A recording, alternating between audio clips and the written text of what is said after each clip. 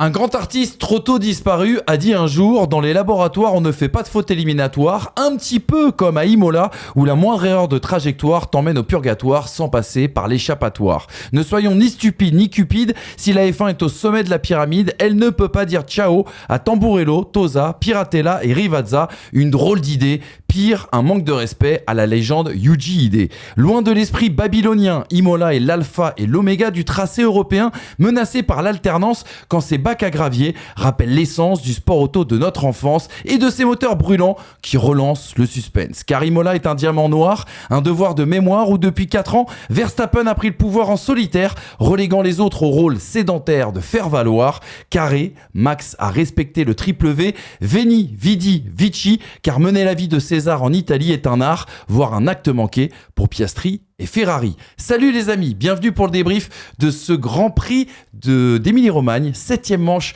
de cette saison 2025 du championnat du monde de Formule 1. Et je suis toujours aussi bien accompagné, monsieur Hamza Rahmani d'un côté, et de l'autre côté, un invité, Anthony Drevet, qui est avec nous. Salut Anto. Salut Manu, salut tout le monde. C'est bon, je suis venu pour entendre ces beaux vers, et je suis très heureux d'être avec toi et avec vous. Comment il va, Hamza Rahmani ? Ça va très bien. Ouais, tranquille. Ça va, on a vécu un beau Grand Prix à Imola, ce qui peut être rare, mais ça va. C'est la première question, les gars, justement, on rentre tout de suite dans le vif. Imola, on l'a dit, qui est menacé par ce concept d'alternance qui pourrait toucher de nombreux Grands Prix européens. Votre avis, est-ce qu'il faut garder Imola ? Est-ce que c'est un indispensable au calendrier ? Je trouve que c'est un super tracé et au côté pilotage en tout cas, il est là depuis 1980, il y a eu 32 Grands Prix depuis donc dans l'histoire de la Formule 1. J'ai trouvé que ce week-end particulièrement, ça a été très intéressant, non pas parce qu'il y a eu plus de dépassements que d'habitude, mais parce que en termes de stratégie, c'était très très riche et donc on s'est régalé. Toujours la même question, mais je pars du principe que tous les grands prix tous les circuits n'ont pas à offrir des grands prix spectaculaires, que chacun doit avoir sa propre caractéristique. On peut avoir des circuits, on arrive à Monaco avec des circuits plus qualifs que courses, parce que malheureusement aujourd'hui, le problème ce ne sont pas forcément les tracés, les pistes, mais la taille des voitures. Encore une fois, on en revient au même débat. Donc Imola pour moi doit rester en Formule 1 maintenant à la place de qui ? Oui, c'est ça aussi, t'as raison. Ouais. Parce que si c'est pour me ramener Losail, Austin ou New York City, pour le spectacle, 8e Grand Prix aux États-Unis, je préfère garder Imola. Non, après, si c'est à la place de Spa, bon. Non, ça, je pense que ça n'arrivera pas. Maintenant, c'est vrai qu'on peut se dire l'alternance, ça peut être un bon choix aussi. On n'a pas eu Imola entre 2006 et 2020. Donc finalement, c'est le Covid qui a fait revenir Imola. Moi, j'aime beaucoup ce circuit à chaque fois, mais en termes de pilotage, encore une fois, et pas forcément dans le spectacle. Le Covid a fait revenir le circuit avec Stefano D, un certain Stefano D, un petit peu quand même. Qui aime bien l'Émilie-Romagne, je crois qu'il vient de cette région. Non, mais oui, c'est vrai. C'est très beau. Exactement. Voilà pour le petit mot introductif, les amis. Je vous rappelle que cette vidéo est sponsorisée par Trade Republic qui nous accompagne justement dans ce nouveau débrief. Depuis plus d'un an, certains membres de First Team ont rejoint Trade Republic. Et c'est d'ailleurs cette banque qui sponsorise cette vidéo. Trade Republic, c'est une banque mobile qui va te permettre de gérer tes finances sans frais bancaires. Et les frais bancaires, c'est en moyenne 225 € chaque année pour un Français. Pour se créer un compte, ça prend 5 minutes à peine. Tout se passe sur l'application qui est super simple à utiliser. En 5 minutes, tu peux profiter d'un compte gratuit avec 2,25% d'intérêt brut sur tes espèces et 1% de tes paiements qui sont réinvestis automatiquement. Pour faire simple, Trade Republic, c'est la seule banque où ton argent travaille pour toi en permanence. En 4 ans, la banque a accueilli 1 million de Français qui souhaitent investir sur le long terme comme nous. Et en plus, tu peux commander ta carte fait dans le même matériau que le Cybertruck. Et ça fait un peu kiffer, j'avoue. Donc, si tu veux rejoindre Trade Republic, télécharge l'appli dès maintenant. Merci Erwan pour tous ces conseils financiers et le petit tips bien sûr automobile électrique, vous l'aurez compris dans les mots d'Erwan à votre aide, notre producteur. Les amis, on perd pas de temps, on lance tout de suite ce débrief et avant de lancer le débrief comme d'habitude, eh bien on fait un point sur les résultats de ce Grand Prix d'Émilie-Romagne qui se tenait, je vous le rappelle, à Imola, 7e manche du championnat du monde, 65e victoire pour Max Verstappen dans le 400e Grand Prix de Red Bull en Formule 1. Les deux McLaren suivent dans l'ordre, Norris devant Piastri. Lewis Hamilton échoue au pied du podium, c'est la première Ferrari devant une Williams, Alex Albon qui prend de bonnes habitudes, Leclerc 6e, Russell première Mercedes en difficulté ce week-end à la 7e place, Carlos Sainz 8e, le premier français c'est Isaac Hadjar à la 9e position devant son ancien coéquipier Yuki Tsunoda qui inscrit un petit point pour Red Bull. Les gars, on perd pas de temps, on file tout de suite le premier enseignement. Oui, mais j'ai oublié de vous donner les 4 enseignements. Donc on va peut-être faire le point tout de suite sur les 4 enseignements. Toutes mes excuses. On les découvre. Ce qui a retenu votre attention justement, au bout de la 60aine de tours qu'a comporté ce Grand Prix, la piqûre de rappel pour les anti-Max. Voilà, un petit trait d'union bien sûr avec une actualité. Vous parliez de Covid tout à l'heure. Ferrari, la remonta à Imola. Williams, ça performe partout, point d'interrogation. Et puis, on parlera de ceux qui ont été piégés par la safety car. On attaque là cette fois-ci tout de suite. Et bien sûr, le premier enseignement, Max Verstappen, la nouvelle piqûre de rappel, l'avertissement peut-être aussi à McLaren. Voilà le récap des faits. La 65e victoire. Est-ce qu'on n'a pas justement hier assisté à sa victoire la plus maîtrisée en 2025, mais on pourrait même élargir avec bien sûr les épisodes 2024. Il a été magistral au départ avec cette manœuvre sur laquelle on va revenir sur Oscar Piastri. La parfaite stratégie aussi également en course en allongeant ce premier relais et en économisant un train en vue des sorties de la VSC et de la safety car. Red Bull semblait avoir le meilleur rythme à Imola. Ça a été les propos notamment des pilotes McLaren. Est-ce que c'est circonstanciel ? On sait que Red Bull est souvent à l'aise du côté d'Imola. Ou est-ce justement un signe de performance durable et d'un retour aux affaires pour l'écurie Red Bull? Les malheurs aussi également de McLaren, il va falloir en parler. Les erreurs des pilotes, on pense à Norris notamment en Q3. Piastri qui a été malheureux, piégé par la stratégie pendant cette course, on va y revenir. Et puis un constat qui saute aux yeux, les écarts resserré qui profite à l'effet Verstappen, vous savez, ce talent en plus justement au volant qui gomme un petit peu ce facteur mécanique, et une victoire, je le disais, qui résonne comme un avertissement. Qu'est-ce que vous avez pensé les gars de ce succès de Max Verstappen, le deuxième dans cette saison? Ah ouais, deuxième succès cette saison, c'est vraiment un Grand Prix qu'il a construit dès le début, en fait on l'a évoqué hier, parce que dès ce premier virage il fallait prendre l'avantage sur Piastri qui n'a pas pris un excellent envol, et en fait il a pu gérer sa stratégie, il s'est pas fait piégé finalement par ce qu'a voulu lui faire McLaren, c'est-à-dire rentrer au stand et aller vers une stratégie à 2 arrêts. J'ai trouvé que c'était très solide de la part de Max qui est vraiment dans son jardin en Émilie-Romagne, tu l'as dit, 4 victoires consécutives pour lui depuis donc 2021, si je dis pas de bêtises, ou 2020. Vraiment il est très rapide ici. J'ai trouvé que c'était une très très belle manœuvre, j'allais dire une très belle course et une maîtrise de Max Verstappen. Son départ résume pour moi sa course. Autorité, et puis le fait de savoir gérer les instants clés, c'est la première fois où je suis déçu, entre guillemets, par le comportement en piste d'Oscar Piastri. Alors lui, je pense qu'il a été surpris. Il pensait avoir fait le plus dur. Alors déjà, sur le départ... Il n'est pas super sur le départ. L'envol n'est pas idéal. Mais je trouve que l'avance qu'il a au moment d'arriver au premier virage doit lui permettre de ressortir en tête quand même. Attends, il n'est pas sur la bonne trajectoire. Ouais, mais il le dit lui-même de toute façon. Il aurait dû... Enfin, s'il avait su, il l'aurait freiné 10 mètres plus loin, 10 mètres plus tard. Donc je pense que lui, de son côté, a été surpris parce qu'il pensait avoir fait le plus dur et que derrière, tu as un pilote exceptionnel sur les freins qui vient le déposer à l'extérieur. Et puis un petit détail qu'il faut noter, je trouve, c'est que celui qui prend le meilleur départ, c'est George Russell. Oui. Et pourquoi Russell n'est pas premier ou ne peut pas se battre ? C'est parce qu'il y a Verstappen qui bloque. C'est que non seulement il y a Piastri qui prend pas forcément un excellent envol, mais Max Verstappen, le fait de se mettre milieu de piste et pas totalement sur la droite, totalement sur la trajectoire extérieure, c'est ce qui empêche, si tu veux, Russell de se faufiler entre les deux. Et c'est ce qui permet en même temps à Piastri, ou ce qui force Piastri quand même de rester à l'intérieur parce que tu as Russell derrière, et ça lui ouvre un boulevard parce que derrière, tu n'as pas forcément Lando Norris qui prend un départ qui soit en capacité, en mesure de venir mettre sous pression Max Verstappen. Donc le départ, il est exceptionnel. Après, ce qu'il a fait derrière, c'est du c'est le Max que l'on a l'habitude de voir en fait. On va revoir justement si ça te dérange pas le départ. On a mis quelques clichés, quelques images comme ça. On va pouvoir décrypter tous les trois ce départ absolument fou de Max Verstappen. Tout avait mal commencé, vous le voyez. Il s'élançait bien sûr sur la partie droite, on va dire, de cette piste. Meilleur envol pour Piastri. Tu l'as dit, meilleur envol pour George Russell qui tout de suite met la pression sur le pilote australien. Un petit peu plus loin, on voit bien que Max Verstappen est en 3e position. Il va justement insister sur cette trajectoire extérieure. George Russell sur le cliché suivant qui lui est obligé d'anticiper son freinage parce qu'il a Piastri juste devant lui. Et là vous allez voir le freinage fantastique de Max Verstappen qui se met à hauteur de Oscar Piastri, qui laisse, on le voit, de l'espace et on voit les deux roues avant, il y a très très peu d'espace et on va dire que au virage numéro 2 il se retrouve à l'intérieur et c'est là qu'il fait la différence, Max Verstappen. Quand je vois le 3e cliché, honnêtement je vois pas dans quel monde il peut se retrouver en tête. Là encore, c'est encore plus frappant, je trouve, avec le 3e cliché.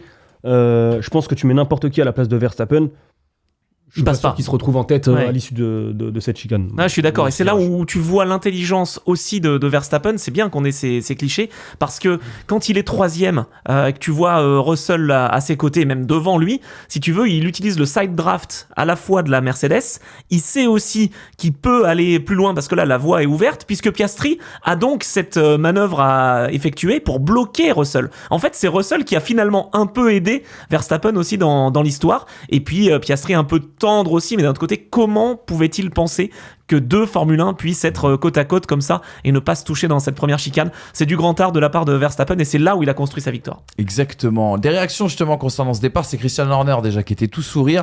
Lui qu'on annonçait d'ailleurs menacé avant le début de ce week-end, qui a fini le week-end sur une bien meilleure note. Christian Horner, il disait à Sky Sports F1 hier, nous avons apporté quelques nouveautés ce week-end, c'est pourquoi Enrico Balbo, le responsable aéro du côté de chez Red Bull, est allé chercher le trophée aujourd'hui pour le travail acharné effectué en coulisses. La stratégie était bonne, les arrêts au stand étaient bons. Il dit le premier virage c'était du style ça passe ou ça casse. Oscar a été fair play et lui a laissé de l'espace, mais Max venait de loin et il a tenté sa chance. Après, c'est la dernière fois qu'ils l'ont vu, c'était un mouvement incroyablement clutch. Il est tellement bon dans ces situations et lui, Oscar, essayait de défendre son avance au championnat. L'autre réaction, t'en as parlé Hamza, c'est Oscar Piastri en conférence de presse juste à l'arrivée de ce Grand Prix qui dit j'ai freiné trop tôt, c'était un beau dépassement par Max, c'est décevant, on a aussi pris de mauvaises décisions après ça, ce n'est pas notre meilleur dimanche, on doit revoir tout ça, mais bravo à Max et Red Bull, il a fait un beau dépassement et ils avaient aussi un très bon rythme. Je pose 2 questions, je profite d'être avec vous, je voudrais savoir ce que vous en pensez. Si Verstappen est dans la position de Piastri, est-ce qu'il écarte la trajectoire et est-ce que Piastri n'a pas été finalement un petit peu trop fair play à penser au championnat? Alors, qu'est-ce que vous en pensez? Je pense qu'on a déjà la réponse par le départ 2021, si je dis pas de bêtises, avec un Verstappen à l'intérieur, Hamilton à l'extérieur. Et il le pousse sur les à l'époque t'avais des, alors je sais pas s'ils sont encore là d'ailleurs les bananes, petits les petites bananes, j'ai pas l'impression, mais on a vu ce que ça donnait. Donc et il aurait été dans le droit de le faire, j'allais dire, parce que c'est celui qui est à l'intérieur qui peut avoir sa ligne, quoi. Ouais, c'est assez curieux, mais en tout cas je pense que Verstappen n'aurait pas laisser la possibilité de se faire piéger de cette manière. Donc maintenant, en fait, le plus important, encore une fois, Piastri est un jeune pilote, ce n'est que sa 3e saison. Moi, ce que j'attends de Piastri, c'est de savoir si demain, après-demain, il sera en capacité de réagir et de ne pas se faire piéger. Tant que tu n'es pas en tête à l'issue du 2e ou 3e virage, selon la caractéristique du premier virage, peut-être que la prochaine fois, ça lui servira de leçon pour justement ne pas penser que le plus dur est fait avant le virage. Exactement, c'est le petit grief en tout cas qu'on peut reprocher entre guillemets à Oscar Piastri d'un très très haut niveau dans une lutte pour un championnat du monde avec Max Verstappen. Ce qui intrigue, c'est les performances aussi également de Red Bull ce week-end qui arrivaient avec des évolutions, des nouveaux pontons notamment pour une meilleure aéro. Verstappen a dit qu'il avait plus de stabilité. Regardez la réaction de Lando Norris. Là encore une fois, c'était en conférence de presse après la course. Norris dit c'était une longue course, pas simple pour dépasser. Nous avons fait tout ce que nous pouvions. Max était rapide aujourd'hui, il a fait une bonne course. Ils étaient un peu plus rapides. On n'a pas pu suivre. Il y a eu une belle bataille entre Oscar et moi à la fin. C'est toujours tendu, mais c'est amusant. C'est une bonne course pour l'équipe. 2e et 3e, c'est bien. On aurait aimé se battre avec Max, mais ils étaient trop forts devant. Elle était trop forte, les gars, cette Red Bull, ou c'est l'avantage du clean air qui a fait la différence pour Max Verstappen? Tu sais, Oscar Piastri le dit souvent, justement, le besoin d'avoir de l'air libre devant lui pour pouvoir développer son rythme. Je pense que Verstappen en a beaucoup bénéficié. Bon, la question, on n'aura pas la réponse, mais si Piastri est en tête au premier virage Est-ce que Verstappen est en mesure d'aller le chercher ? Peut-être pas, justement à cause de cette question.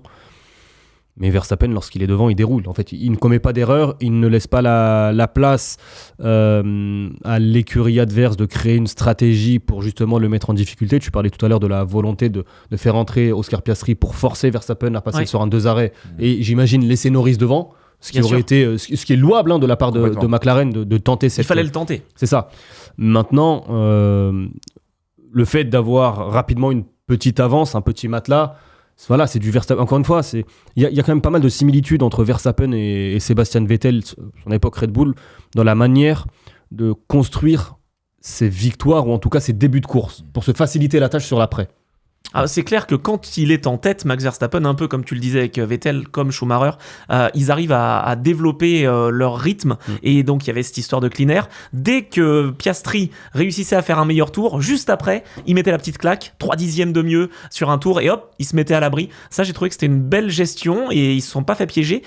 Vous savez quoi, alors c'est toujours facile de refaire la course après, j'aurais fait rentrer Norris, moi, dans les stands si j'avais été McLaren, et non pas Piastri en fait, pour forcer peut-être Verstappen et Red Bull à faire l'undercut. Le seul problème, et je te vois venir, c'est qu'il serait retombé dans le trafic. Ouais, mais surtout Norris, il était trop loin. Le fait d'être bloqué derrière Russell, en plus Russell, il a eu pas mal de difficultés en début de course. Je pense que Norris, au moment où il passe George Russell, il doit être à 10 ou 12 secondes. C'est vrai. Comme ça, de mémoire, sur Verstappen. Donc l'undercut à 12 secondes, c'est injouable. Oui, même s'il est puissant, c'est pas assez efficace. Ouais, tout à fait. Exactement. On va en parler tout à l'heure. Cet undercut puissant, quand on évoquera le cas Ferrari, le cas notamment Charles Leclerc. Les gars, il y a des évolutions sur cette Red Bull. Aujourd'hui, on va pas tirer de conclusion hâtive sur les progrès de Red Bull parce qu'ils étaient sur une piste qui va parfaitement, qui scie parfaitement, en tout cas aux qualités de cette monoplace. C'est vrai que McLaren, en fait, est très à l'aise sur des longues courbes, sur des circuits assez rapides. Là, Imola, c'était un peu plus compliqué. On sait que la gestion des pneus était la donnée clé, évidemment.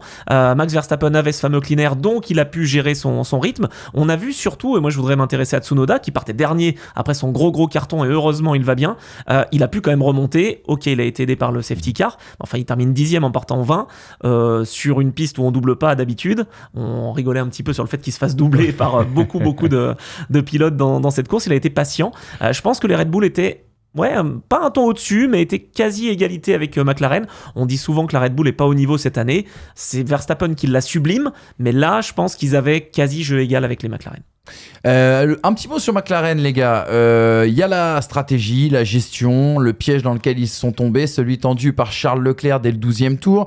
Il y a cette erreur de Lando Norris, on en parlait tout à l'heure, dans le dernier run de Q3 qui fait un petit peu tâche, qui l'oblige à partir depuis la 4e place. Il y a Oscar Piastri, donc on l'a dit, qui a été piégé. Comment vous noteriez justement le week-end de McLaren et surtout de ses pilotes? McLaren, je commence à en avoir marre. Oh là. Vraiment, et Dieu sait que j'ai pas forcément cette équipe dans mon cœur, mais en fait, on en revient à ce qu'on disait à Suzuka, quoi. Ne pas tenter, encore une fois, là je parle de la fin de course, ne pas tenter l'échange entre Norris et Piastri. Ça n'aurait peut-être rien donné, parce que encore une fois, Verstappen, son restart, il est parfait. Assez rapidement, il se met à l'abri. Je crois que il n'est même pas menacé par le DRS après le premier tour de restart, Max Verstappen.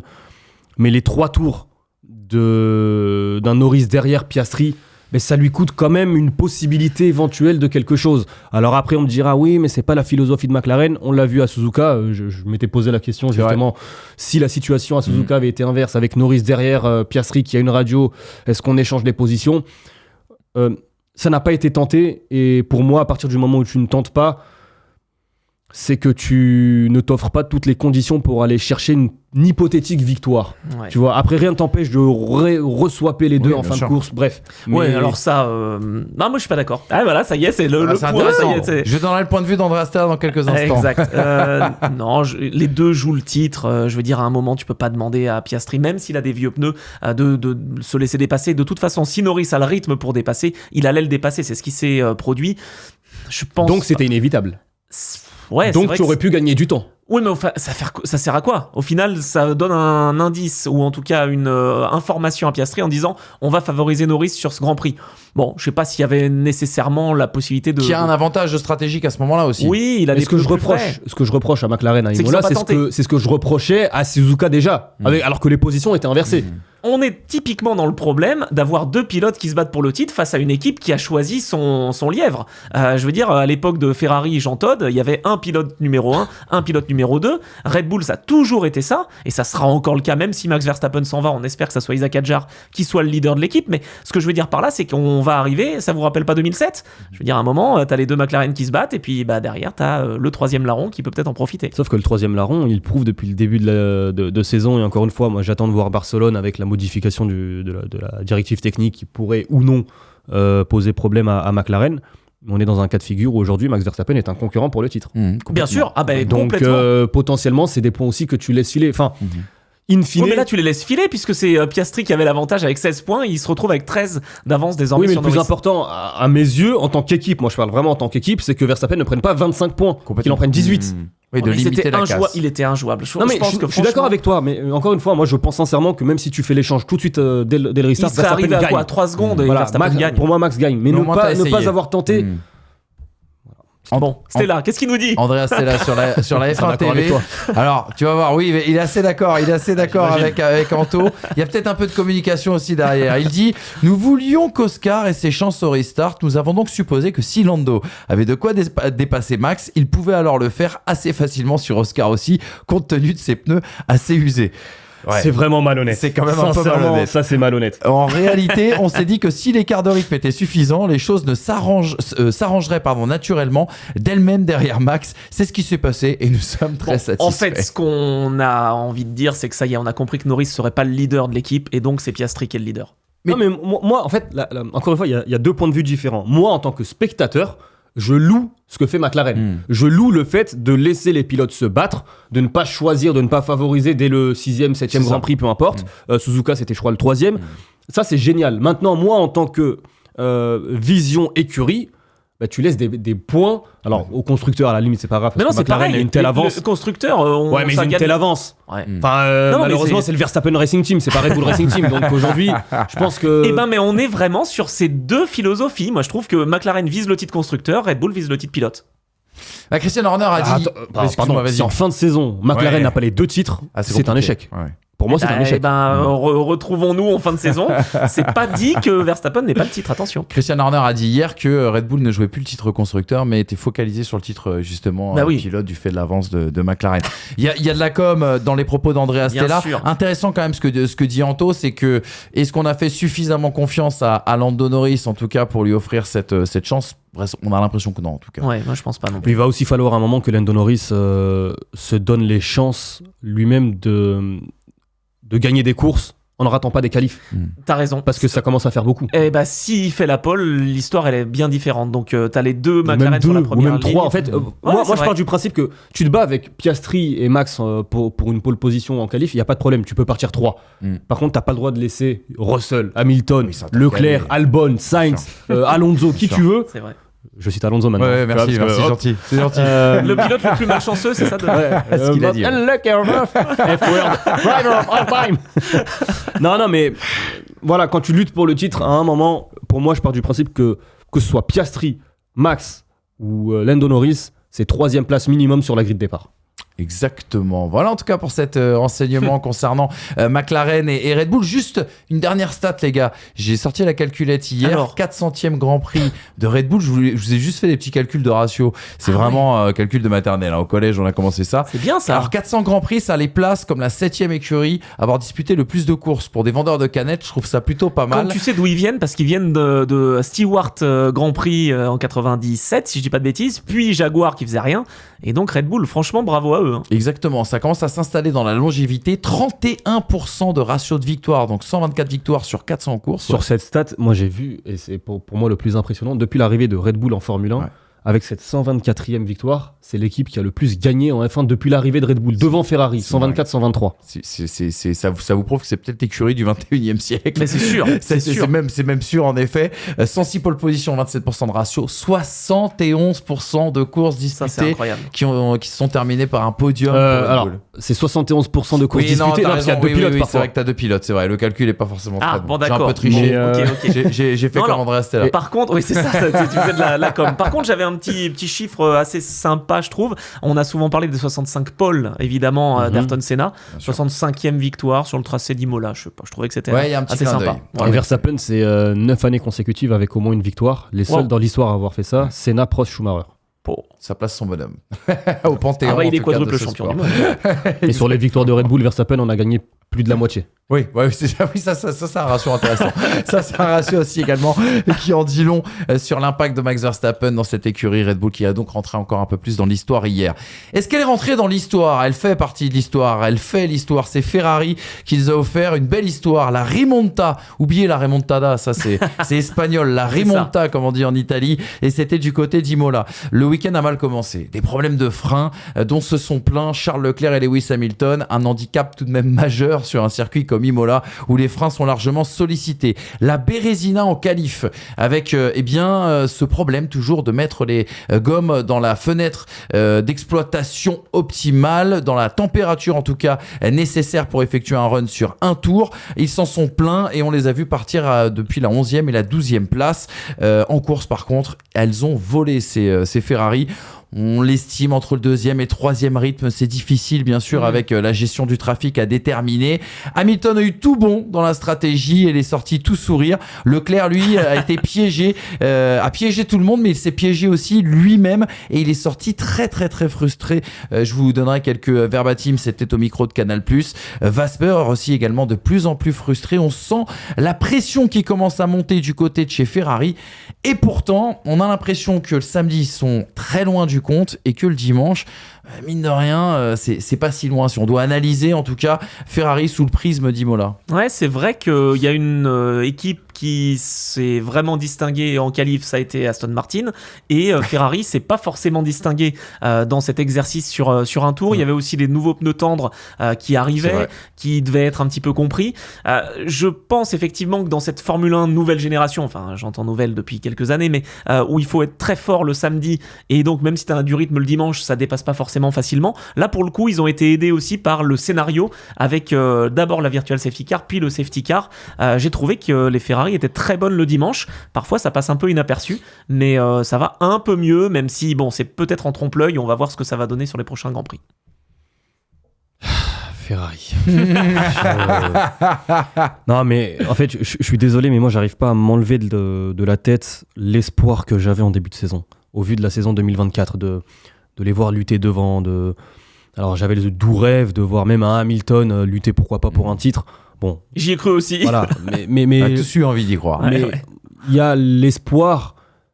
Mais là, franchement, les performances deviennent de plus en plus inquiétantes. Alors, on va me dire, oui, mais en course, ils ont réussi.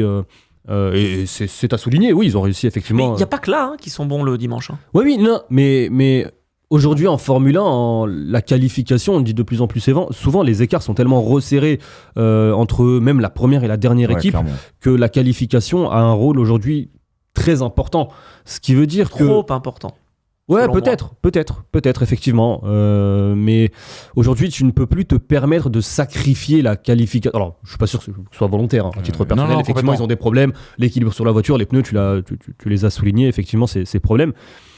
Mais il faudrait quand même réussir à trouver ce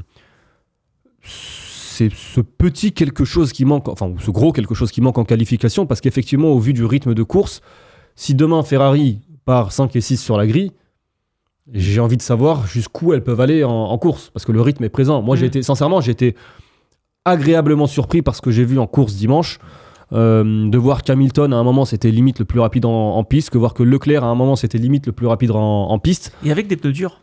Oui, en plus, et parfois même sur un relais un peu plus long où les pneumatiques arrivaient en fin de vie, ils avaient des performances au tour qui étaient tout sauf malhonnêtes. Ouais. Donc, à la fois, il y a de l'espoir.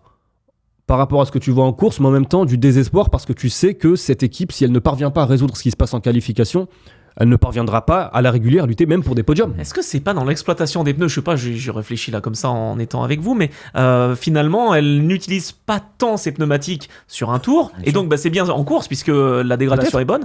Enfin, pour l'utiliser sur un tour, c'est compliqué. On sait que même Verstappen a utilisé au mieux ce pneu tendre, il a tout donné tout de suite dès l'entame du tour, et en fin de tour, après 4 km et quelques, ils étaient en surchauffe. Mais c'est un peu la bascule de l'année dernière, de 2024, où en fait, on se rappelle que le problème avant chez Ferrari, c'est que cette voiture était très rapide sur un tour, mais était victime de dégradation voilà. sur les long runs. Depuis l'année dernière, il y a un petit peu plus de difficultés sur la qualif, mais avec des progrès certains en course, et vraisemblablement, on a du mal en tout cas à régler ce souci. Charles Leclerc disait hier sur Canal, dans l'émission Formula One, c'est frustrant parce qu'on avait fait une bonne course. Malheureusement, les deux voitures de sécurité sont tombées au mauvais moment pour nous. On n'a pas pu profiter de la deuxième parce que on n'avait que des pneus tendres disponibles, et Lewis a décidé de s'arrêter au dernier moment. Je ne savais pas combien de place j'allais perdre en faisant un double arrêt au stand derrière Lewis, donc j'ai préféré ne pas m'arrêter. Au début, tout allait dans mon sens, on avait un bon rythme, et avec les voitures de sécurité, on a perdu notre réussite. Il faut revenir aussi sur le pari stratégique fait par Charles Leclerc.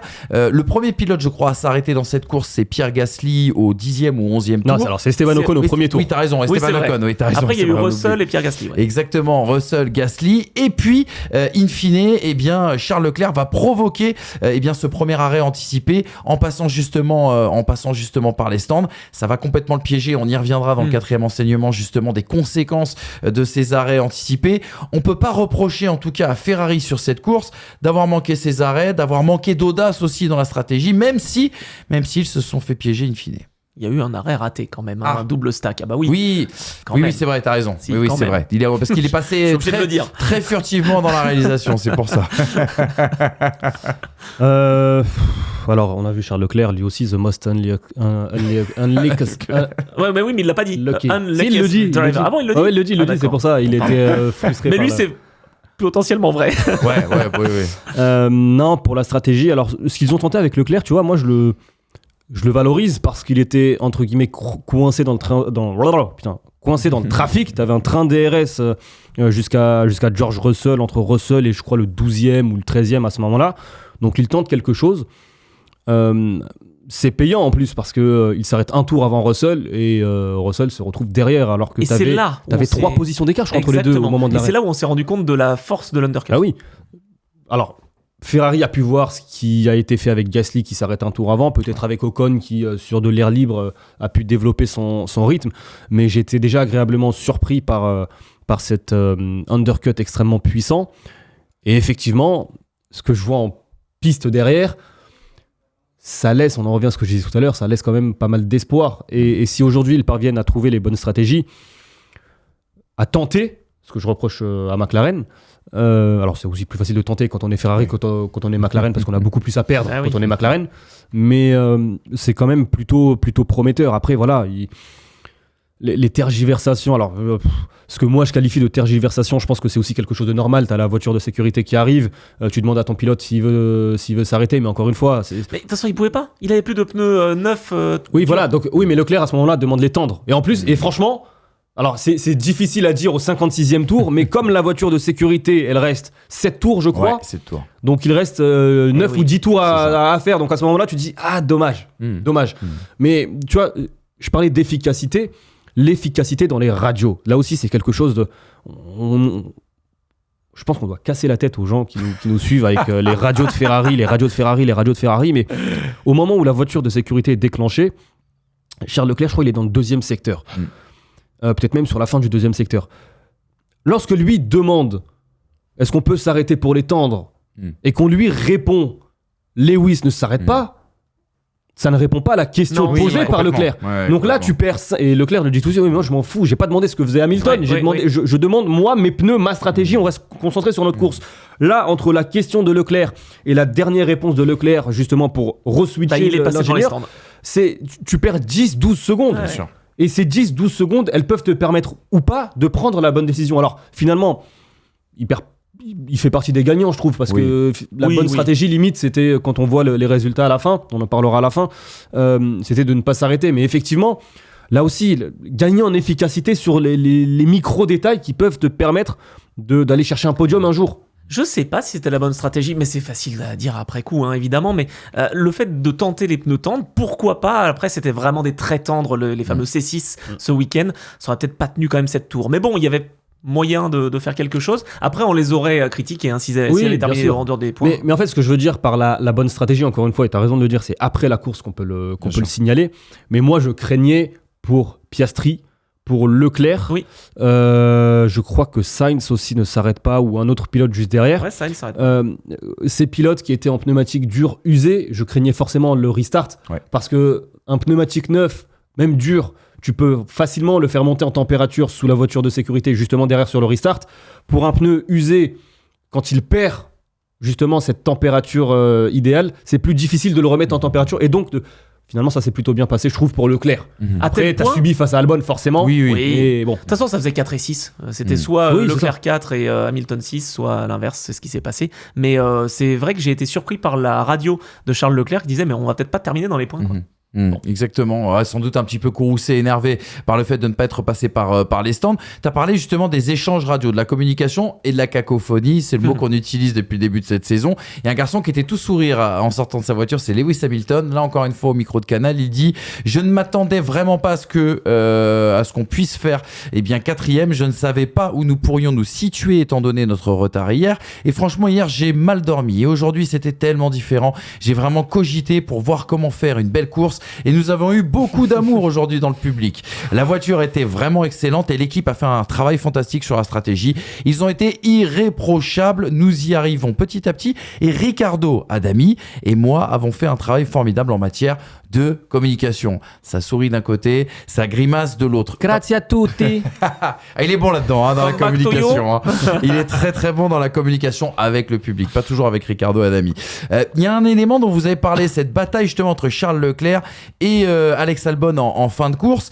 On rappelle, Leclerc passe, soumet même, on va le dire ainsi, Alex Albon en lui laissant très très peu d'espace. Derrière Ferrari, alors il y a une enquête qui est ouverte par les commissaires et Ferrari va demander à Charles Leclerc de rendre sa place. Je veux avoir votre avis sur cette action, les amis. Charles Leclerc s'est exprimé. Là encore une fois, c'était au micro de Canal, il comprenait pas trop Charles Leclerc. Il dit « Je ne sais pas, apparemment on était sous enquête et l'équipe m'a dit de laisser passer Alex. Je pensais qu'il n'y avait pas de problème. Les règles sont écrites d'une certaine manière, on les utilise au maximum et je ne vois pas de problème à ça. On l'a vu plusieurs fois et souvent ce n'est pas pénalisé, tiens Max Verstappen, parce que les règles sont écrites d'une manière et on les utilise au maximum. » Explication, réaction, Frédéric Vasseur, c'était sur Sky Sports F1, qui dit « Nous étions en cours d'enquête suite au dépassement de Charles sur Albon. À ce stade, nous comprenons que la situation était très tendue. Il était de toute façon logique de céder la position avec le rythme que Lewis avait. Nous avons demandé à Charles de rendre sa place à Albon, car la course était très serrée et s'il avait été pénalisé, nous aurions perdu 4 ou 5 places. » Est-ce que vous comprenez la consigne qui a été donnée par Ferrari ? Parce que c'est vrai que si on suit cette règle, c'est-à-dire le premier au point de corde, eh bien à l'avantage, normalement, Leclerc n'aurait pas dû être pénalisé. Il y a 2 points différents, il y a le pilote et l'écurie. Je commence par l'écurie, je trouve que c'était la bonne décision parce que prendre 5 secondes, ça te fait terminer 10 ou 11. Alors, si tu prends aujourd'hui le classement, ça te fait terminer 10 devant Tsunoda, je crois. Ouais. Mais t'as pas de certitude sur le moment. Le fait de te battre encore les 2 derniers tours avec Albon, ça potentiellement peut te faire perdre du temps et donc te faire resserrer derrière et te faire terminer à la 11e place ou 12e place si tu prends 5 secondes de pénalité. Donc moi je trouve que c'est la bonne décision parce que tu avais beaucoup trop à perdre, aussi bien pour Leclerc que pour Ferrari avec une pénalité. Maintenant, à titre personnel, je n'aurais pas été scandalisé si Ferrari n'avait pas rendu la position. Je n'aurais pas été scandalisé si Leclerc prenait une pénalité. Ah bon ? Ouais, parce que je trouve qu'il laisse vraiment très peu de place à Albon. Maintenant, je suis quand même interloqué par la communication de Charles Leclerc justement sur l'interprétation des règles et le fait de jouer. Moi, je loue Verstappen justement pour cette capacité à jouer avec la zone grise de toutes les lignes du règlement. Si Leclerc interprète cela de cette manière, c'est que lui estime qu'il y a alors, soit une zone grise, soit qui n'a totalement pas franchi la ligne rouge. Donc je m'interroge. Je m'interroge effectivement, est-ce que ce qu'a fait Leclerc était finalement pas quelque chose de légal selon l'interprétation du règlement? Les pilotes savent mieux que nous, parce que eux justement, ils connaissent le règlement par cœur et ils interprètent le règlement, ils interprètent le pilotage à leur règlement. Moi, je crois qu'on est dans un système où en fait on s'intéresse plus aux conséquences qu'à l'acte véritable. Moi, je suis d'accord avec Charles Leclerc, je comprends pas pourquoi il a dû rendre la position. Imagine, il y a du run-off à l'extérieur de la chicane, c'est Albon qui passe devant et qui lui rend la place. Donc il y a pas de... Non mais c'est vrai. Donc là, si tu veux, c'est le fait qu'il y ait le bac à gravier qui fait qu'Albon perd du temps, qu'il est juste derrière Leclerc, qu'il est pas content et que du coup on lui rend la place. Je ne comprends pas pourquoi. Déjà il y avait enquête, allez, à la limite on va dire normale, noted, et puis ensuite il y aurait eu no further action. Je ne comprends pas. Je suis d'accord avec Charles Leclerc. C'est marrant parce que moi c'est justement mon argument à l'inverse sur les circuits parking type Sochi et tous les autres circuits parking que l'on a. Je dis imagine t'as un mur à la place un bac à gravier à la place des zones de runoff. Là on a l'inverse en fait. Tu vois, non mais c'est assez marrant. Ce que je veux dire par là, je critique pas le fait qu'il y ait du bac à gravier. Je critique mais juste j'ai compris. le fait que finalement on n'a pas les mêmes sanctions. À Mexico l'année dernière, quand Verstappen écarte Norris, là il y a une bande de runoff et il rend pas la place. Il était à l'intérieur. Charles Leclerc a fait ce qu'a fait Max Verstappen face à Hamilton l'année dernière. Enfin, je veux dire, je comprends pas. Je suis à 100% derrière Charles Leclerc. Encore une fois, il y a un règlement, on le voit aujourd'hui en qualification, quand tu mets les 4 pneus à l'extérieur de la ligne blanche, le tour est annulé. Donc là, qui est un runoff, qui est bac à gravier, il est resté dans les règles. Pas un mur. À partir du moment où tu envoies un pilote à l'extérieur de ces avec ces 4 pneus de cette ligne blanche, c'est Albon, il est à l'extérieur, encore une fois, j'arrête pas de le répéter, mais ça c'est la jurisprudence Verstappen. Il est à l'extérieur, l'Inter, il est pour Leclerc, en tout cas c'est ce que je vois, peut-être que j'ai mal regardé. Et donc Albon, soit il lâche, soit il va tout droit. Mais c'est un virage particulier. Parce qu'il est à l'extérieur, mais qui va être derrière à l'intérieur. Comme au Mexique, comme dans beaucoup de circuits. Bon bref, voilà, on n'est pas d'accord, c'est bien. L'avantage, et on en parlait en introduction de cette émission, c'est que tu parlais des 4 roues en dehors bien sûr de la ligne de la ligne blanche et de la piste. Là l'avantage c'est que si on mettait un demi-pneu en dehors de cette ligne blanche, c'était sanction immédiate, et on l'a vu notamment en qualification. C'est pas mal la limite naturelle aussi, on avait oublié sur les nouveaux tracés, mais je trouve que ça a du bon. Non mais c'est pas grave, il y a Madrid qui arrive. Voilà, c'est ça. Là il y aura le mur, c'est bon. Comme on a vu à Miami, c'est vrai que là ça peut se terminer dans le mur. Voilà pour Ferrari, les gars, je crois qu'on a à peu près tout dit. Le débat à Ferrari, il arrive très très très bientôt. Je pense pendant ce triple header, on fera un point constat sur toute la situation du côté de la Scuderia. Williams, c'est le 3e enseignement. Williams qui s'invite dans les 4 enseignements chaque week-end parce que Williams est étonnante surtout. Est-ce que cette question, est-ce que maintenant Williams ça performe partout? Il n'y avait pas d'évolution apportée par Williams pour ce Grand Prix, contrairement à ses concurrentes, uniquement de l'optimisation, preuve en tout cas que ce package est très sain et qu'il a surtout du potentiel. Williams qui était à la lutte avec les meilleurs, à Miami comme à Imola, ce qui prouve quand même qu'on a changé de paradigme du côté de chez Williams. Rappelez-vous, il y a quelques années, lorsque Williams savait qu'il ne pouvait pas performer sur tous les tracés, ils s'étaient concentrés sur une typologie, ils arrivaient avec une caractéristique, notamment la vitesse de pointe, à Monza. Et derrière, ils faisaient mouche et surtout, ils étaient clutch au niveau de la prise de points. Là, on voit quand même 2 typologies complètement différentes entre Imola et Miami. Les conséquences, par contre, sont les mêmes. C'est que Williams était devant à la lutte même avec Ferrari. Fini donc les coups d'éclat ou autres one-shot. C'est une des questions, bien sûr, que je vais vous poser, les amis. Et quand on prend le microscope et qu'on regarde la course et le week-end des 2 pilotes, on a d'un côté Sainz qui a été frustré par le piège, justement, tendu par Charles Leclerc, qui a anticipé, on le rappelle, ce premier arrêt, et donc doublement piégé avec l'entrée de la virtual safety car. Albon, lui, a été aidé par la virtual safety car, mais trahi par la safety car parce qu'il aurait pu assurer une 4e place. Il semblait être à l'abri de l'attaque des 2 Ferrari. In fine, pour Williams, l'essentiel est ailleurs. 14 points récoltés. C'est important quand on connaît les déboires qu'ont connus notamment Haas et Alpine dans ce week-end italien. Williams, c'est le grand coup de cœur depuis des années d'Hamza Ramani, mais là qui a le droit de se régaler cette année parce qu'il y a vraiment un step-up qui a été passé. Ouais, c'est que, encore une fois, je ne m'attendais pas, et ce n'était même pas la priorité, de toute façon James Valve le dit lui-même, la priorité c'est 2026. Clairement. Pour Williams. Voilà, toute cette réorganisation, tout ce qui a été fait notamment l'année dernière à l'usine, etc. De faire de Williams une écurie, non pas avec 20 ans de retard, mais alors 20 ans d'avance, peut-être pas, mais au moins à l'année 2025, comme pour les autres écuries, c'était la priorité justement de construire le futur. Et là, tu te rends compte que le présent est déjà là en fait. Et que... Alors ils le disent tous, la priorité c'est 2026, du coup le développement full 2026, rien sur 2025, ou presque. Et moi, si j'étais Alex Albon ou si je m'appelais Carlos Sainz, j'aurais quand même des regrets parce qu'avec du développement, jusqu'où ils peuvent amener cette Williams?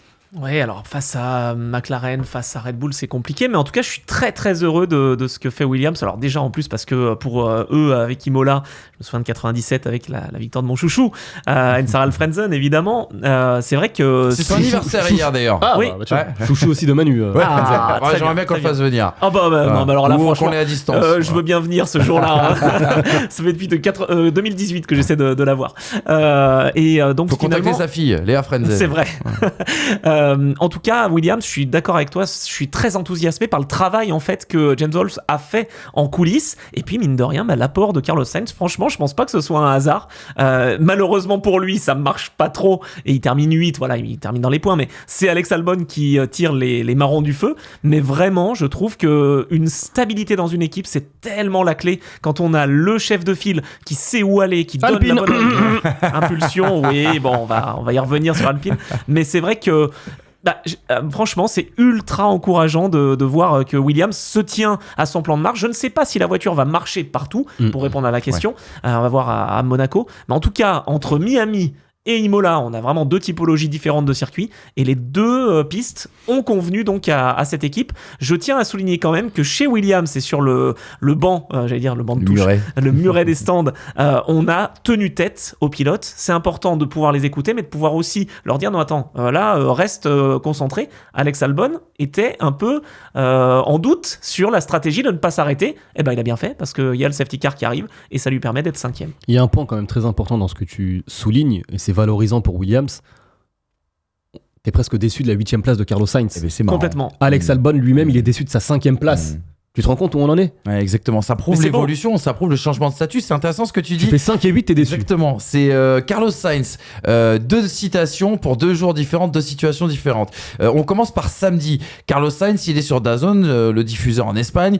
Il débriefe les qualifs. Il dit: je ne m'attendais pas à ça en début de saison. C'est vrai que j'avais une grande confiance dans le projet Williams au vu des chiffres qu'ils m'ont présentés, mais être devant les Ferrari pour la 2e qualif consécutive, si vous m'aviez dit cela avant le début de l'année, j'aurais signé le contrat avec Williams encore plus vite. Ça, c'est samedi après les qualifs. Le lendemain, après la course, il retourne au micro de DAZN et il dit ceci: la réalité, c'est que lors des 2 derniers week-ends, on avait une voiture qui pouvait les battre, en parlant de Ferrari, et on ne l'a pas fait. Et je ne suis pas content car je sais qu'on a le potentiel et la vitesse pour les battre, mais on n'exécute pas bien les dimanches, donc on doit progresser et mieux se comprendre avec l'équipe pour éviter de trop compliquer les choses le dimanche.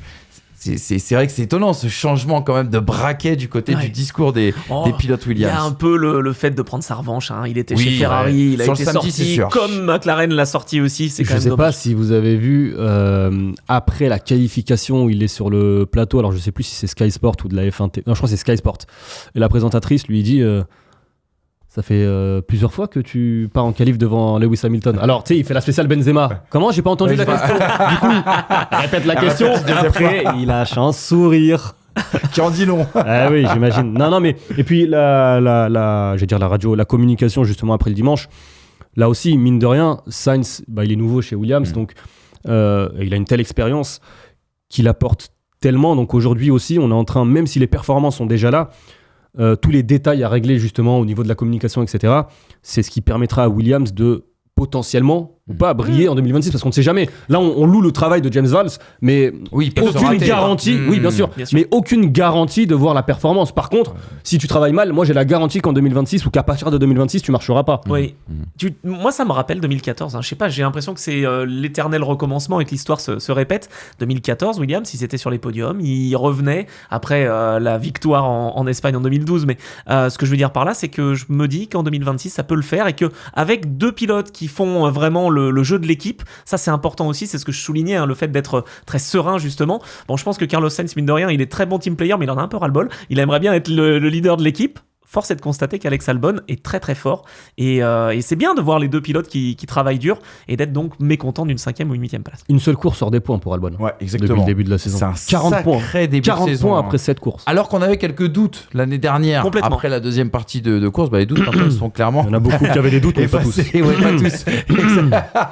Je dis ça, je dis rien. Exactement, la voix de la raison, la sagesse. Et pour revenir très rapidement sur ta question, pareil, Albon en fin de course, il te dit que Miami, on s'attendait quand même à être performant, mais c'est une surprise de les voir performer ici. Complètement. Alors, il dit aussi, Barcelone, c'est pas forcément le circuit où on C'est s'attend à être rapide. Donc on verra à Barcelone. Monaco, il estime qu'il y a quelque chose à faire. Mais du coup, moi, j'ai hâte d'arriver à Barcelone pour voir si Williams, elle est capable, cette Williams, de performer un peu partout. Et que si ça peut être mieux que prévu. Alex Albon, tu parlais de la frustration. Juste un petit verbatim à vous partager. Il dit « Seuls les pilotes de pointe ont pu étendre leur relais en pneu médium et j'ai été le seul derrière à avoir pu le faire derrière eux. Il y a 2 fois où j'ai cru qu'un podium était possible. La première fois, c'est quand j'étais 3e et que j'avais Oscar derrière moi et il m'a rattrapé trop vite. La deuxième fois, c'était quand je voulais passer Charles. On a terminé 5e et ça fait bizarre de terminer 5e et d'être déçu. » Voilà. Je pense qu'il Le podium pouvait était peut-être un peu injouable. Ouais, quand même. voilà, c'est ce que j'allais dire. Je pense qu'il pouvait être 4, ok.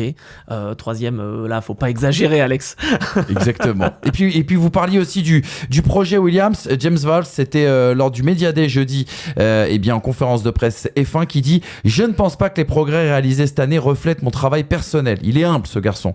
Mais plutôt l'organisation que nous avons mise en place. C'est une question de fondation. Même si nous n'avons pas consacré beaucoup d'efforts à la voiture de 2025, y compris au travail en soufflerie, nous avons réussi à résoudre certains problèmes clés de 2024 et à faire avancer les choses de manière cohérente sans perdre de vue la voiture de 2026. Je n'ai pas eu toute l'équipe pour travailler sur la voiture de 2025.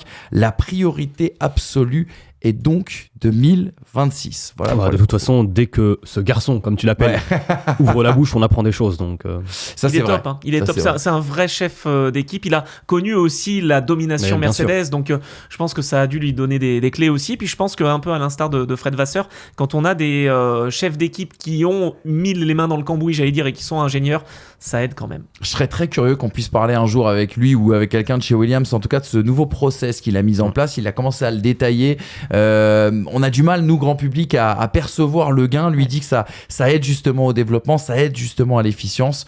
on lance une invitation chez Williams. Exactement. Si quelqu'un est dispo pour venir nous en Faut parler. contacter Léa Frenzon. Ah non, pardon. Mais on aura Alessandro Giusti, qui est pilote, bien. pilote très fort. de l'Académie Williams. On peut vite, allez, j'en parle rapide, mais il a été très solide sur la gestion de ses pneumatiques en Formule 3 ce week-end. Il est sorti du top 12 pour 12 millièmes de seconde seulement, sinon ça pouvait faire un tout autre week-end. Je l'ai invité au Mans pour le MotoGP, on s'est régalé, et puis une semaine plus tard, il a fait de belles choses. Je croise les doigts, Alessandro, pour Monaco, ça va le faire. Exactement, il sera attendu Alessandro Giusti, donc dans ce triple header, il va venir nous rendre visite. Dernier renseignement, les gars. La sempiternelle safety car. Cette épreuve, la roulette russe. Non, je rigole. C'est pas tout à fait ça, mais en tout cas, certains se sont fait piéger. Rappel des faits, encore une fois. On est au 46e tour. Andrea Kimi Antonelli, au passage à Tosa, a un problème mécanique, moteur, vraisemblablement, sur une unité de puissance. Je pense que c'est l'accélérateur. L'accélérateur, en effet. Il vient se garer en bord de piste. Non loin de là où s'était garé d'ailleurs juste avant lui Esteban Ocon, et la direction de course décide d'activer une safety car. Pourquoi une safety car sur ce cas-là et pas une virtual safety car comme ça avait été le cas lors du précédent abandon d'Esteban Ocon, au même endroit, dans les mêmes circonstances à peu près? Pourquoi cette intervention a pris autant de temps? On va tout vous expliquer. Et puis parlons de ceux qui se sont fait piéger. C'est l'occasion de parler d'Isaac Hadjar, qui a été encore une fois bluffant, de constance, de performance, de malchance aussi, parce qu'il n'est pas encore récompensé à sa juste valeur, en tout cas Isaac Hadjar. Mais quel début de saison. Les évolutions, c'était l'un des moments importants aussi également de ce début de saison. Beaucoup d'écuries sont arrivées avec des mises à jour. Aston Martin va beaucoup mieux d'ailleurs à cet effet. Ça, c'est une bonne nouvelle, mais Aston Martin a été complètement piégé, justement par cette entrée et de la VSC et de la SC, et aussi également un autre constat qui saute aux yeux. Il fallait véritablement garder plusieurs trains de pneus neufs, et ça fait écho notamment à la situation d'Aston Martin, qui a dû faire ce Grand Prix avec uniquement des trains de pneus usés, qui ne disposaient plus de gomme neuve. Cette safety car, commençons par le commencement, les gars. Comment on explique justement qu'on ait choisi de sortir une safety car et pas une virtual safety car sur l'abandon d'Antonelli? Bon, je me suis énervé hier pour la sortie du safety car. Je suis redescendu, c'est bon, j'ai pris un petit peu plus de recul. Je pense qu'elle était nécessaire cette safety car parce que contrairement à ce qui s'est passé pour Esteban Ocon, on a dû sortir un manuscopique, donc le fameux Manitou, pour évacuer la voiture de Andrea Kimi Antonelli, ce qu'on n'avait pas fait avec Esteban Ocon. Il s'est arrêté au même endroit, quasi, mais un tout petit peu plus haut, et donc c'était plus difficile de l'extraire, cette voiture. C'était pas le même sifflet, je crois, qui a été utilisé. Donc on a bien fait, je le dis, de sortir la voiture de sécurité, mais c'est quand même dommage pour le spectacle et pour le scénario. Ça a été très long, en revanche, cette intervention. Ouais. Donc bon, j'étais très très chafouin qu'on n'ait pas sorti de Virtual Safety Car comme la première fois, mais je l'ai compris par la suite. Ce qui est expliqué d'ailleurs, ce qui a été expliqué à la fin de la course, c'est qu'en fait ils ont mis 5 minutes à réagir du côté des commissaires de piste, parce qu'en fait l'emplacement, au départ ils voulaient mettre la voiture d'Antonelli dans l'échappatoire qui avait été utilisé par Ocon, mais la voiture, la Haas d'Ocon, était encore dans cet échappatoire là. Du coup, comme tu l'as dit, vu que la voiture était en montée, il a fallu sortir cette grue pour l'évacuer. Comme quoi c'est dingue, hein, franchement le travail de la direction de course est extrêmement difficile, parce que ils sont vite critiqués, évidemment. J'ai l'habitude de les côtoyer, moi, en endurance. Les décisions doivent être prises très rapidement, un petit peu comme les ingés dans la radio des pilotes. Et tu te rends compte qu'il y a des soucis. Parfois, c'est parce que les commissaires doivent traverser la piste et qu'ils peuvent pas le faire. Parfois, là, il y a une voiture qui est déjà dans le sifflet. Tu te dis, mais c'est quand même dingue, hein, finalement, et ça peut influer une course. Exactement. Parlons de ceux qui ont été piégés. Isaac Hadjar, Aston Martin. Si vous en voyez d'autres, je vous laisse prendre la main, les gars, bien Russell, évidemment. pour moi, hein. Vous avez commencé à dire tout à l'heure que alors vous étiez pas d'accord, c'est pour ça qu'on prend ce sujet à bras le corps. Quelle était la bonne stratégie finalement à la sortie de cette safety car? Si on prend par exemple le cas d'Isaac Hadjar, qui avait l'avantage de la track position, qui a joué la sécurité en mettant des balles neuves, des gommes neuves, et qui derrière termine 8ème alors qu'on avait l'impression qu'il pouvait mériter mieux. Ta question, c'est trop facile d'arriver après la course, c'est de dire la bonne stratégie était de ne pas s'arrêter. À ce moment-là, tu l'as très bien dit, la sécurité, c'est justement de chausser un nouveau train de pneumatiques neufs. Mais force est de constater finalement que la position en piste, elle était quand même assez importante. Quand tu vois que Charles Leclerc a su résister un certain nombre de tours à la loyale, hein, avant le fameux incident ou pas, avec Alex Albon. Mais si tu parles de Isaac, au moment où la voiture de sécurité est déclenchée, je crois qu'il est 7ème, en tout cas il est devant Sainz, devant Russell et devant Hülkenberg, il termine hors des points, donc il doit être 7. Ouais. Et finalement le fait de s'arrêter alors que Sainz et Russell, eux, ne s'arrêtent pas, ça lui fait perdre 2 positions qu'il ne peut pas rattraper derrière. Donc... Ça dépend, je pense, de la situation aussi que tu as. Lui, Isaac Hadjar et Racing Bulls veulent marquer des points.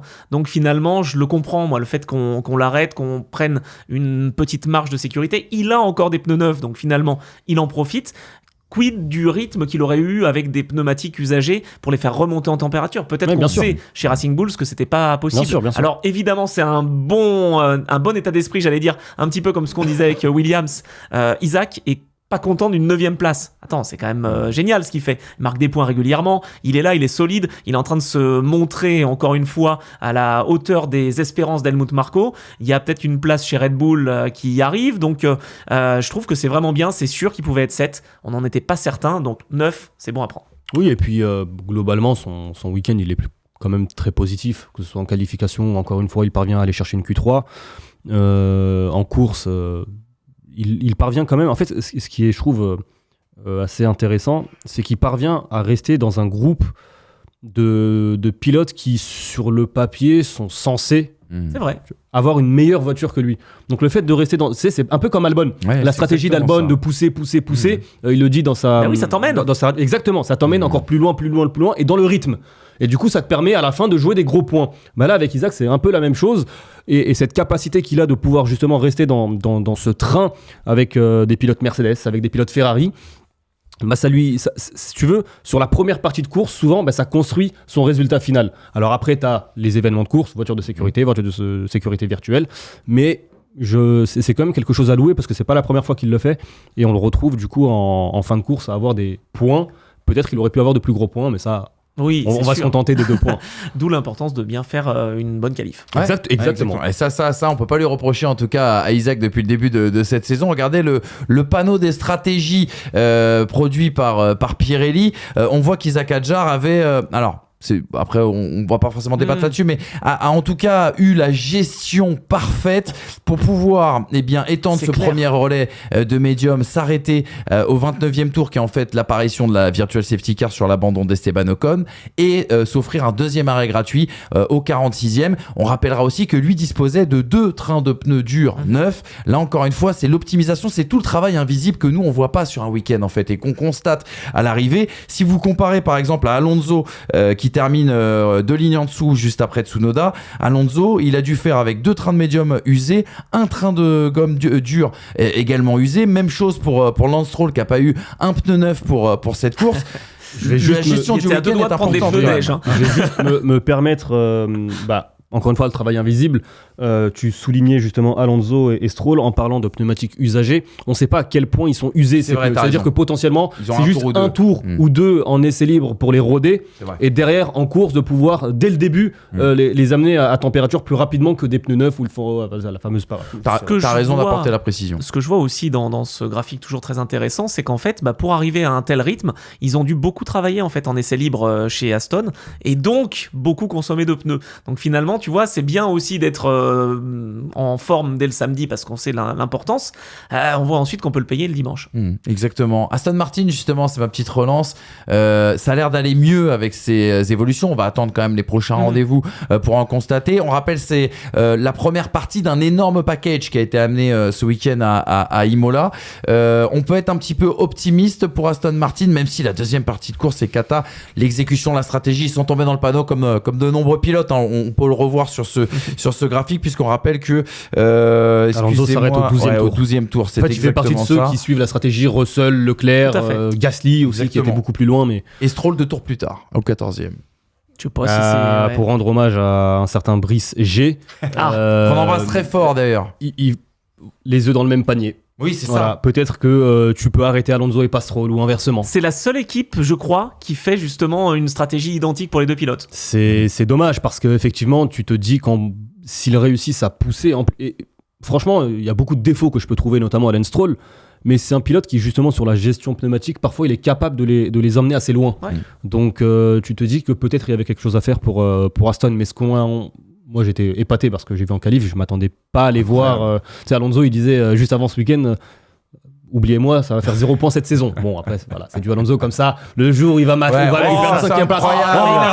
Et puis lui, il va arriver. It was the best race of my career, mate. On connaît Alonso. Bon, la communication, etc. Maintenant, mine de rien, de le voir réussir à aller arracher une 5e place en qualification, forcément, j'ai envie de voir. Et puis en plus, il y a Monaco qui arrive. Oui. C'est pour ça qu'on a envie de voir. Là, si tu te qualifies bien, normalement, tu peux élargir ta trace, ta trajectoire, et c'est bon. Exactement. Donc, les évolutions Aston Martin qui semblent fonctionner arrivent au meilleur moment possible. Maintenant, j'ai envie de voir ce que ça donnera sur une série de 5-10 courses, quoi. Bon, faire pire, c'était pas possible. De toute façon, on est d'accord. Oui, depuis le début de saison. Eux aussi sont concentrés sur 2026. J'attends de voir ce que Adrian Newey et toute l'équipe, justement, au niveau de l'aéro, peuvent donner. Ça sera pas tout de suite non plus. Mais c'est encourageant, oui et non. Je sais pas trop quoi penser d'Aston Martin, en vrai. Franchement, ils ont mené grâce au safety car. Bon, ça, ok. Mais sinon, non, c'est un peu compliqué. Je compte pas trop sur eux, en fait, cette année. Ouais, d'accord. Ouais. On va être patient avec Aston Martin, voir ce qui se passe sur les prochaines courses. Juste pour boucler ce 4e enseignement, les gars, on finit comme on a commencé.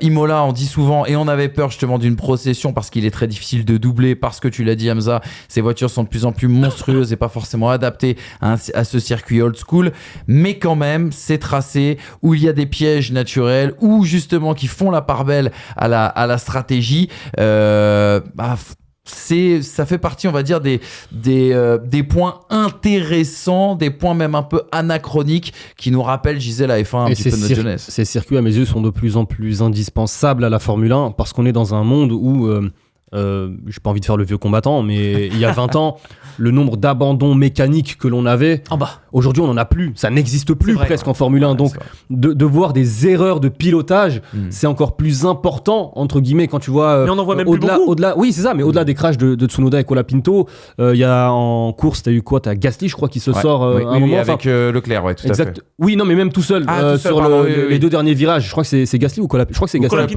Colapinto, la deuxième fois. Donc ces petites erreurs, elles sont aussi importantes dans la gestion d'une course parce qu'effectivement aujourd'hui une casse moteur c'est quelque chose qui n'existe quasiment plus. Toutes ces problèmes mécaniques que l'on avait même il y a encore 10 ans. Clairement. Sébastien Vettel, le titre qu'il va chercher en 2012 alors qu'il a le problème avec l'alternateur Renault.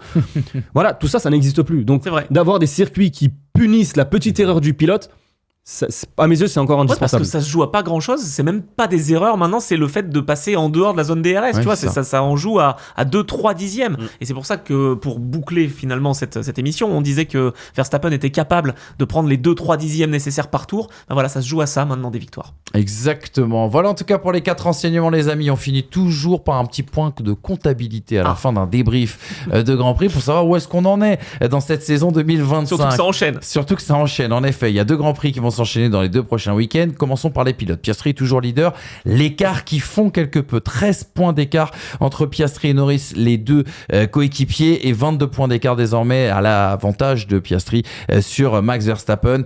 Pour le moment, le titre devrait se jouer entre ces 3 pilotes. On verra le passage bien sûr à l'été. Et puis du côté, Alex Albon, il est plus proche de Charles Leclerc que d'Esteban Ocon si je sais compter. Exactement. Et tu sais très très bien compter. En effet, c'est vrai que c'est quelque chose d'assez impressionnant. Mine de rien, Albon pointe à 21 points de Charles Leclerc, mais la pression sur Andrea Kimi Antonelli est n'est qu'à 13 points de Lewis Hamilton. Le midfield, il est chaud, hein, franchement. Alors, je dis midfield, Haas, Aston Martin, Racing Bulls, Alpine, Sauber, je les ai évacués un petit peu. C'est assez incroyable, hein, quand même. Exactement. Vous voyez, avec Williams, quand même, qui compte plus du double des points désormais de Haas. Ou alors, vous pouvez faire le calcul différemment. Vous pouvez vous dire aussi que Williams compte plus de points que l'addition de Haas, Aston Martin et Racing Bull. Voilà, je crois que c'est ça. Ouais, voilà, exactement. Donc, ça, c'est quand même assez important. McLaren, par contre, a pris le large, on va le dire, dans ce classement des constructeurs, comme le disait Christian Horner. Ils ont peut-être déjà plié ce championnat-là. Heureusement, nous, c'est le championnat des pilotes qui nous intéresse. Et j'espère qu'il nous tiendra en haleine jusqu'au 24e Grand Prix. Merci les amis, merci beaucoup. Je pense qu'on a été complet. Complet.